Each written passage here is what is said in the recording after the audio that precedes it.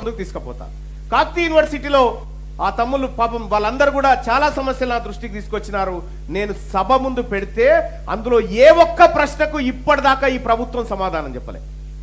ఏ ఒక్క ప్రశ్నకి ఇప్పటిదాకా సమాధానం చెప్పలే ప్రభుత్వం. మీకు యూట్యూబ్లో నేను శాసన మండలిలో కాకతీయ యూనివర్సిటీ గురించి మాట్లాడినటువంటి వీడియో ఉంటుంది, జస్ట్ మీరు సెర్చ్ చేసి ఇగో.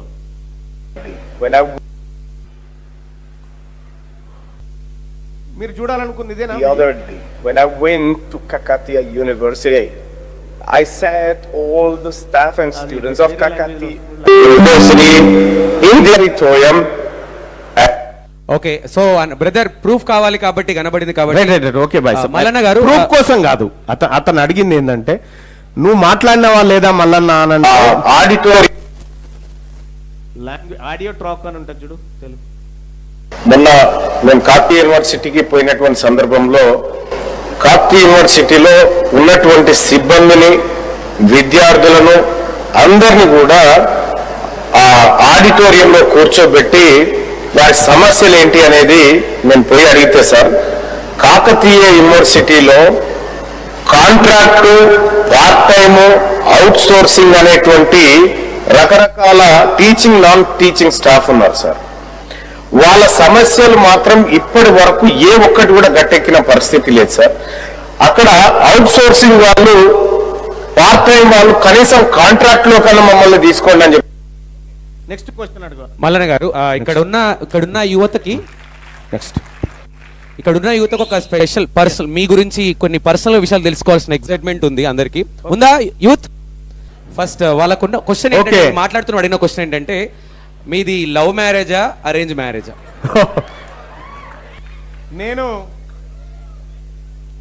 నేను నా భార్య ఇద్దరం కాకతీయ యూనివర్సిటీలో చదువుకున్నటువంటి వాళ్ళమే.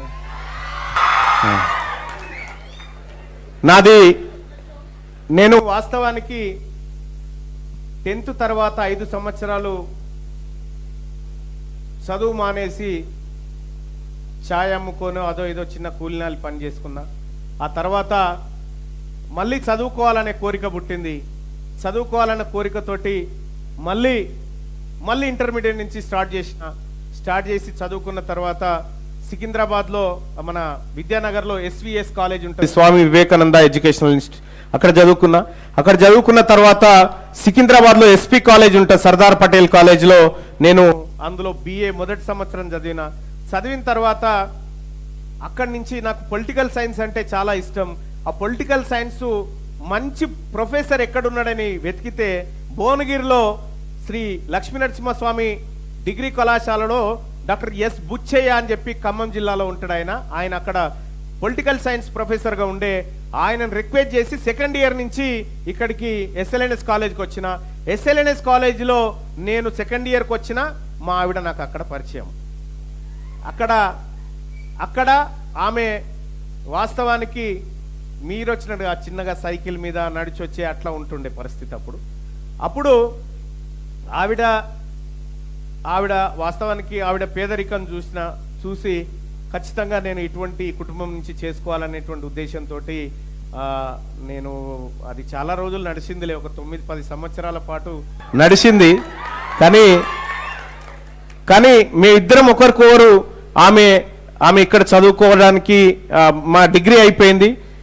మొత్తం SLNS కాలేజ్ నుంచే మా కాలేజ్ హిస్టరీలోనే రాష్ట్రపతి నుంచి NSS republic day parade award అందుకుంది ఒక నా మిస్సెస్. నెక్స్ట్ ప్రియారిటీ అవార్డు అందుకుంది నేను. అక్కడి నుంచి మేము PG ఎంట్రన్స్ దగ్గర మా బుచ్చే సార్ ఏం చెప్తా ఉండంటే, మీరు ఎప్పుడన్నా ఉస్మానియా యూనివర్సిటీ సాంబార్ తాగి చూసిరా, మీకు ఎప్పుడన్నా తెలుసా, టేస్ట్ తెలుసా అంటుండే మా బుచ్చే సార్. అరే అంత టేస్ట్ ఏముంటుంది వాస్తవానికి అంత. ఆయన మమ్మల్ని ఆడ మంచి భోజనం దొరుకుతుందిరా అని ప్రేరేపిస్తూ ఉండు. యూనివర్సిటీలో పడితే మీ బతుకులు మారితే మంచి భోజనం దొరుకుతుంది, ఆ సాంబార్ టేస్ట్ తెలుసా మీకు అని అంటుండే. ఏమో ఇదేందో చూడాల్సిందే అనుకున్నాం. చూడాల్సిందే అనుకొని పీజీ కోసం ప్రిపేర్ అయినాం. పీజీ కోసం ప్రిపేర్ అయితే మేము నలుగురం ఫ్రెండ్స్, నలుగురం ఒకరు మా మిస్సెస్, ఆ తర్వాత నా ఫ్రెండ్ గాజుల్ రమేష్ అని ఉంటాడు, వాడు ఇప్పుడు గవర్నమెంట్ జూనియర్ కాలేజీలో political science lecturer, government job. ఆ తర్వాత ఇంకోడు మా బ్రదర్ ఉంటాడు, రఘురాములని, వాడు ఇప్పుడు సర్కిల్ ఇన్స్పెక్టర్. నేను జర్నలిజంలోకి వెళ్ళిపోయి ఎమ్మెల్సీనైనా. మా మిస్సెస్ ఇప్పుడు గవర్నమెంట్ టీచర్ అయింది. ఒక క్యూరియాసిటీ క్వశ్చన్ ఉంది సార్ వాళ్ళ దానికి. ఇంకోటి కంప్లీట్ చేస్తా. అయితే మేము యూనివర్సిటీకి పోవాలనేటువంటి ఉద్దేశంతో బాగా కష్టపడి చదివితే పొలిటికల్ సైన్స్ ఉస్మానియా యూనివర్సిటీలో నాది 90 ర్యాంకు ఎంట్రన్స్లో. నేను యూనివర్సిటీలో జాయిన్ అయినా. మా మిస్సెస్ ఎకనామిక్స్లో జాయిన్ అయింది. మా తమ్ముడు అత్తి యూనివర్సిటీలో 3rd ర్యాంకు ఎకనామిక్స్లో, వాడు ఇక్కడ జాయిన్ అయ్యిండు. మా రమేష్ గారు వాడు పొలిటికల్ సైన్స్లో జాయిన్ అయినా. అంటే జస్ట్ సాంబార్ ఆశ కోసం పోయినాం అబ్బా. పోయి అట్లా మా మిస్సెస్ నేను ఇద్దరం 9 సంవత్సరాల తర్వాత ఆమెకి ఉద్యోగం వచ్చిన తర్వాత అప్పుడు మేము పెళ్లి చేసుకోవడం జరిగింది. నాకు 2 కూతుర్లు. నాది లవ్ మ్యారేజ్. మా ఆవిడ ఎస్సీ సామాజిక వర్గం, నేను బీసీ సామాజిక వర్గం. Thank you Mallanna garu. ఒక క్యూరియాసిటీ క్వశ్చన్, అంటే ఇది దీనికి యూత్ కి సంబంధం ఉంది కాబట్టి ఫస్ట్ మీరు ప్రపోజ్ చేశారా, మేడం ప్రపోజ్ చేశారా? అయితే అది ఏం జరిగింది తెలుసా? ఒకరోజు 31 డిసెంబర్ అయిపోయిన తర్వాత జనవరి 1 రోజు ఏదైనా గుడికి పోదామని పోతాంగా, ఆ రోజు యాదగిరి గుట్ట దర్శనానికి పోదామని పోయినాం. పోతున్నటువంటి క్రమంలో ఆ ప్రసాదాలు, ఆ చేతి దండలు అవన్నీ ఉంటాయిగా. ఈమె నన్ను జర టేక్ కేర్ చేసుకుంటూ ఇగో ఈ కవర్ తీసుకుపోయి ఇంటికని అందులో గ్రీటింగ్ కార్డు పెట్టింది. ఆ గ్రీటింగ్ కార్డులో కూడా వాస్తవానికి ఆమె ఏమి రాయలేదు. అందులో ఉన్నట్టుగా అట్లా ఒక 2 లవ్ సింబల్స్ ఉన్నాయి. 2 లవ్ సింబల్స్ ఉన్నాయి. ఆ చాలా రోజులు ఆ గ్రీటింగ్ కార్డు ఉండే, బహుశా ఉందో పోయిందో తెలియదు. అయితే అరే ఈ లవ్ చేస్తుందా ఏంది అని అనుకున్నా. ఆ తర్వాత ఇంకా తెలియకుండా మా చూపుల్లో కానీ మా వ్యవహారంలో కానీ కంప్లీట్గా మార్పు వచ్చేసింది. అట్లా జరిగిపోయింది అన్నట్టు. అంటే అది ఎవరు చెప్పిరని కాదు, నేను అపోహపడ్డానా ఆమె చెప్పిందా అనేది కూడా కన్ఫ్యూజన్ ఉంది.